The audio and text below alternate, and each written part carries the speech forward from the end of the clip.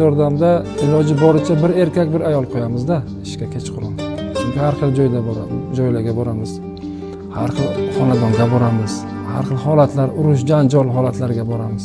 Bo'ladi, tug'ruqlarga boramiz yoki homiladorlik patologiyasi deydi. Turli sabablarga ko'ra qornida og'riq yoki homilador ham shamollaydi.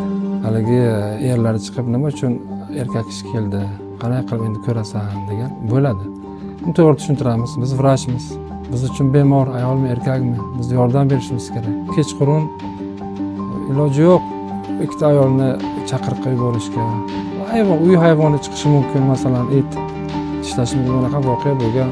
O'zi ayol tez yordam bilan ayol kishi kelishni xohlaydi-da, lekin qizini vrach bo'lishiga yo'l qo'ymaydi. Qizini o'qituvchi bo'l deydi, boshqa kasbni ol deydi-da, egalla deydi-da, lekin vrach qilmaydi.